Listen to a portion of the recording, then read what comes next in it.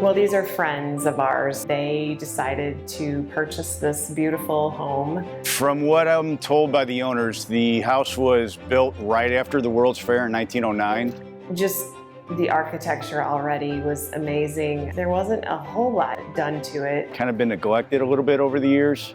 This is the butler's pantry that we're standing in now. So this is the bank cabinets that's right here.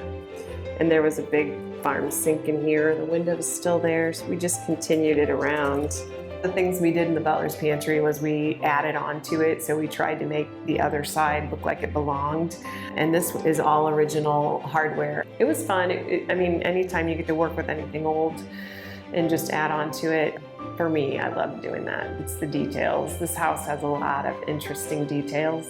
And then the master bathroom, we combined 2 rooms to make a grand master bath that turned out beautiful. It couldn't have turned out any better. But yet the scope of work was quite a bit, and it was challenging, and it was fun at the same time. We kind of changed the way you go in and out of the space. And then I created this area because the windows are so tall and I didn't want to lose them.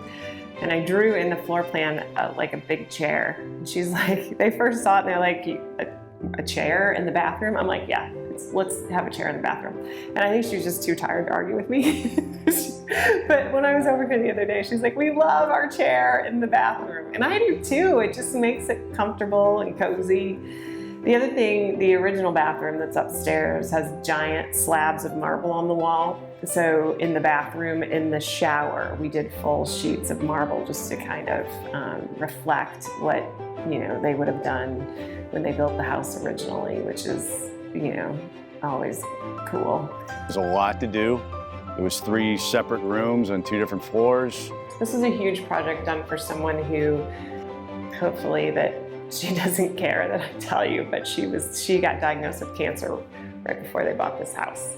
And so she's free and clear of cancer right now. But the interesting part was she was like, we're doing this, but here, you have to be in charge because I'm over here getting better and this is what I want to see when I'm all better. Just wanted to make sure it was 100% what she needed and wanted in the end, and I wanted her to be happy, just like we do with everybody. But there is a little extra motivation on this project. Hang on, here she's calling. Hello? Hi, it's Suzanne. I know. I'm on camera right now getting interviewed about your project. Oh dear gosh. Are you happy? Are you happy? I'm very happy. I love the kitchen. I love everything about all your projects you did. Well, it photographs really pretty. It's a beautiful space. Everybody's happy to be here photographing today. Oh, I'm so glad. Working with Jenny is great. She really knows every single aspect. There's sometimes where certain things pop up on a project that she doesn't expect and I don't expect. I'll bounce ideas off of her, she'll bounce them back to me.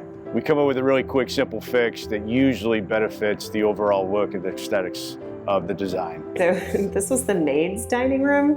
When you get into the kitchen, this is where we have the breakfast table now, and this wall is gone, but that's the back door to the backyard. And then this was the kitchen. So we got the idea for the floor in here in the butler's pantry because we loved the floor in this old picture. And there was an extra 2 doors here, so there was actually 3 doors in this kitchen space. And this is the big window now. This is where the range is in the same place. This is where the range was. And there used to be like a dry pantry in the corner, which is now accessible from the mudroom outside. And it's where all the puppies live. And then, I mean, how cool is it to have all of these rooms photographed and labeled from, there was a billiard room up front. They're talking about turning that room back into a billiard room. It had a music area in it. Just the furniture, and it's like a time capsule. It is so great. The outside looks exactly the same. I just love, love, love the history. Probably one of the most unique features that we've done in this project that's new is that hood. So the tile that's on the hood is actually imprinted or like embossed marble.